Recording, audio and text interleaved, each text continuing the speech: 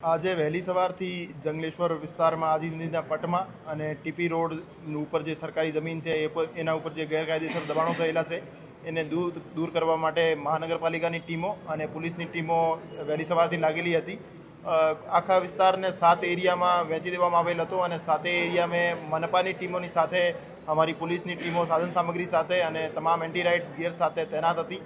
અને છેલ્લા ઘણા દિવસોથી મનપાની ટીમો દ્વારા અને પોલીસની ટીમો દ્વારા ઘરે ઘરે જઈ દરેક રહેવાસીને દરેક દબાણકર્તાને સમજાવવામાં આવતા હતા। એના લીધે મોટાભાગના જે દબાણકર્તાઓ છે એને સ્વૈચ્છિક રીતે પોતાના દબાણ તોડી પાડ્યા હતા અને બાકીના જે દબાણકર્તા હતા પોતાની રીતે પોતાનો સામાન લઈ જતા રહ્યા હતા। તો પોલીસ સાથે ઘર્ષણનો અથવા તંત્ર સાથે ઘર્ષણનો એક પણ કોઈ બનાવ બનેલ નથી અને આખું જે ડિમોલિશનની પ્રક્રિયા છે શાંતિપૂર્ણ રીતે અને સૌહાર્દપૂર્ણ માહોલમાં આજની પ્રક્રિયા પૂર્ણ થયેલ છે અને આવતીકાલે વહેલી સવારથી ફરીથી જે બાકી રહેલા ડિમોલિશન છે એ મહાનગરપાલિકાની ટીમો સાથે પોલીસનો બંદોબસ્ત સાથે તોડવાની પ્રક્રિયા હાથ ધરવામાં આવશે।